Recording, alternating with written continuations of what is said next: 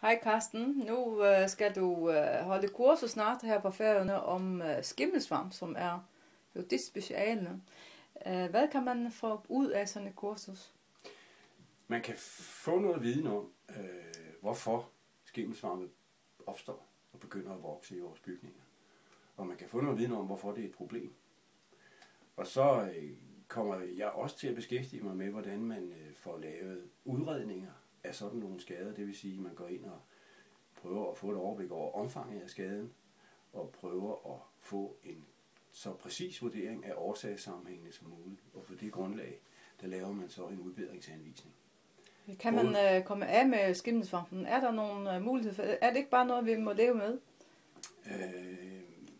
Både ja og nej. Vi må leve med skimmelsvampene, fordi de er alle steder ude i naturen, og det er derude, de skal være. Det, der er et problem, det er, hvis de kommer ind og begynder at vokse ind i vores huse. Det er væksten, der er et problem inde i bygningerne. Det er den, der skal være ude i naturen.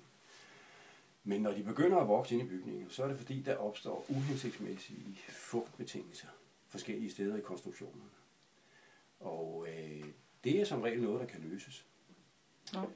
Afhængig af, hvad det er for en problematik, det handler om, så er der jo større eller mindre tiltag, der er nødvendige. Men i langt de fleste tilfælde, der kan det løses.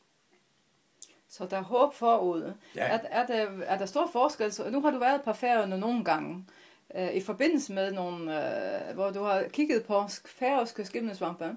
Er der stor forskel på, hvordan forholdene er på Færøerne og Danmark? Hvad du kan sådan se fra dine øjne?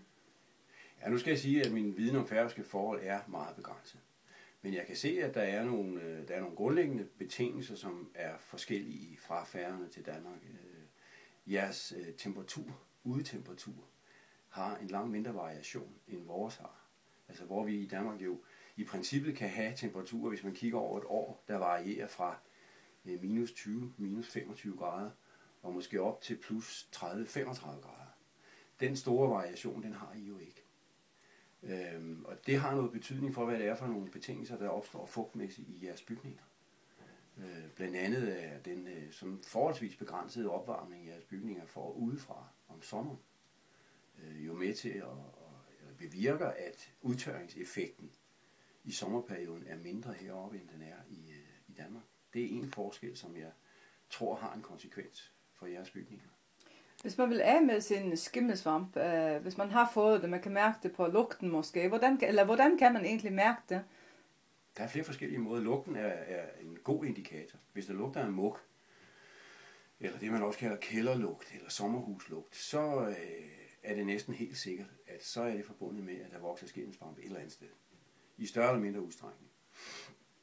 Så det er et godt, sikkert tegn. Et andet tegn kan jo være, hvis man kan se det direkte, som misfarvninger på nogle overflader, f.eks. nogle kolde overflader, som bliver misfarvet på grund af opfugtning i vinterhalvåret. Og en tredje måde at registrere det på, det er jo, hvis man flytter ind i et hus eller i en bolig, og efterhånden går og bliver og skrænter og bliver dårligere at være der. Forskellige symptomer som slimhindeirritationer, vejrtrækningsproblemer, øjenkløe og hududslæt og sådan nogle ting. Det er noget, vi ser i forbindelse med det. Hvis det opstår, og det for eksempel forsvinder, når man er på ferie i 3 uger om sommeren, så kan der være en sammenhæng der. Så det er ikke bare noget, man skal leve med? Altså man har altid haft skimmelsvamp, hvad sagtens? Eller? Det er rigtigt, og jeg tror, der også er altid nogen, der har skræntet på grund af skimmelsvampe. Men altså, når man ved, at det giver de her gener, så er der ikke nogen grund til, at vi skal leve med det. Fordi det er jo noget, der forringer livskvaliteten. Og det er jo, kan man sige, det er jo positivt, at vi nu har en viden om, at der kan være en sammenhæng imellem vækst af skimmelsvamp i vores huse og vores helbredstilstand. Den skal vi selvfølgelig bruge, sådan så vi får et bedre liv ud af det. Og det kan man få ved at fjerne skimmelsvamp. Der er et sidste spørgsmål. Det er en anden, du skal holde kursus heroppe, du kommer fra Teknologisk Institut, og så er der en anden underviser også, som du har samarbejdet med, som er Jon. Jon Norendal fra LBF, ja. rådgivningsingeniør, ja, som har et godt, solidt kendskab til færøske bygningskonstruktioner og byggeskik. Og han vil deltage sammen med mig på kurset, og der vil vi så kombinere noget teoretisk baggrundsviden og noget fugtteknik med nogle konkrete sager her fra færøske sammenhæng og gennemgå dem. Ja, spændende. Tusind tak for lige den her snak. Tak skal du have. Velkommen.